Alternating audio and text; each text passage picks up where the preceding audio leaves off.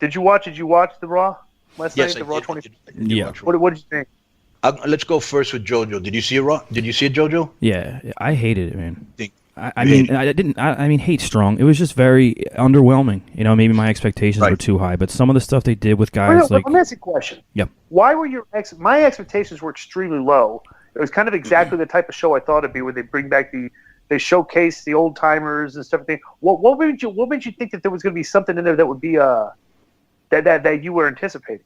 well, when they've done shows like that obviously before. They did the Raw 1000th episode, and they do the old school Raws, and they're usually really good, and they usually have a big twist. When are they really good?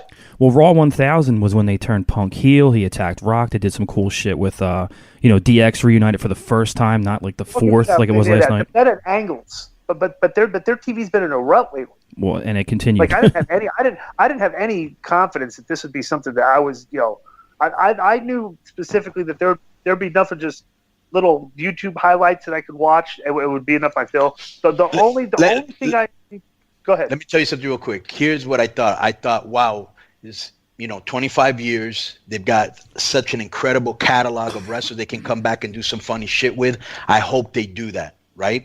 I thought the show was super underwhelming because I expected more, and maybe I was just kidding myself. But I'll tell you what I did love. There were about 2 or 3 things I did love. The first one was, just starting off the show, from the Manhattan Center, Lawler with the crown, Ross with the cowboy hat, and then to me, this was a great opening. We got the Vince strut. We never see him get emotional, which he did when he hugged his children. The people were thanking him.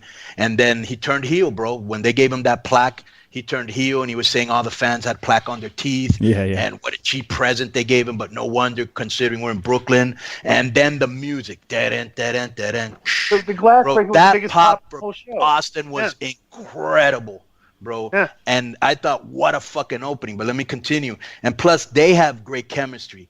And it was funny to see Vince, who when he has to show ass, he will. And he's done it so many times with Austin and Punk and The Rock. He does it when it's needed, telling Austin that he had heart murmurs, that he lived in a retirement Arthritis, home. That he was in the AARP thing, right? And the people kept chanting what, which I thought was great too, right? Because, bro, this is 20 years later, and people were into everything as if it was a new storyline, Then I loved when he threw his son under the bus and said, I'm not in good shape, but my son is, okay? I popped right there. I loved when he stunned Shane. I loved that after when he stunned Shane, the crowd kept chanting one more time so he would stun Vince, okay? They hugged a couple times as if they were going to swerve him. He stunned Vince. Then he stunned Shane again. And if you notice that the second time he stunned Shane, which he so beautifully, they both did a spit take with the beer, both Shane and Austin. I thought, bro, this show's going to be great. What a beginning, And I thought the show was super underwhelming, Yeah. And let me tell you the second best thing I loved. Oh, I do love another thing. I have to make a special mention. I love the fact that they gave Miz the championship because he's been the MVP this year. He was awesome, and Reigns doesn't need the secondary title. Miz can carry that, and he should have it. I loved Miz giving Daniels the stare down to keep that little issue going in case Daniels does get cleared next year. That there's a big program for him waiting in the ring, the wing. You know what I'm saying? And I definitely loved, and I know you had the pop on this, DI, the Jericho and Elias thing. Yeah, that was exciting. Yeah, how great was that, right? That was great.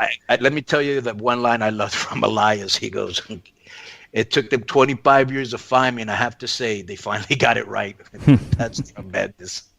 Did you see all the discontent among the people that attended at the Manhattan Center because there wasn't that? Well, let's just do this. Let's just go to Frank the Clown's Twitter. That's because this kind of sums it up. All right. Here, I guess Frank the Clown was there, right? Of course he was. Right. And does Noelle still work for WWE? I guess they did that reality show, and she was training to be a wrestler, right? But I don't know what's going on currently. Okay, so basically he was complaining about the people in the Manhattan Center. So this is fascinating to me. I had no idea that this came.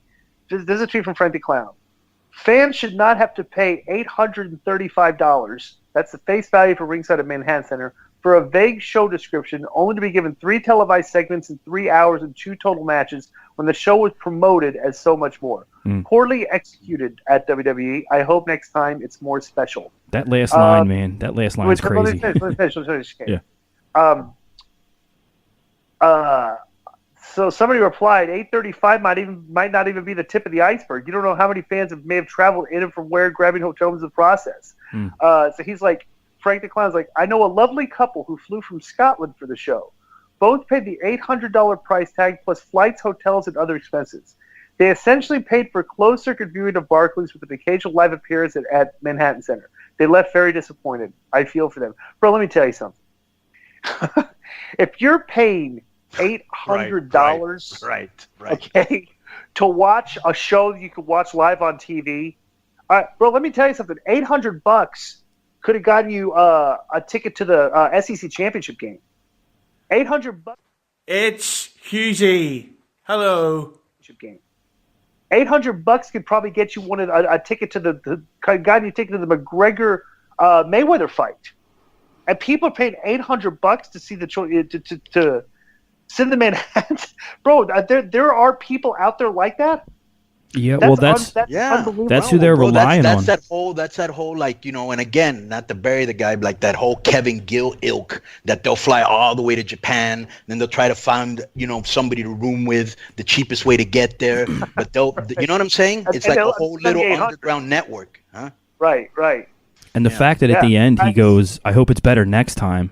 It's like, dude, you didn't learn from this experience. Like, you're going to do it again. Like, that's who they're dependent on. You talk about the wrestling fan universe shrinking, but they're going to have these hardcore motherfuckers that are going to keep spending hundreds and thousands to follow it, you know? Right. Yeah. That's unbelievable. It is.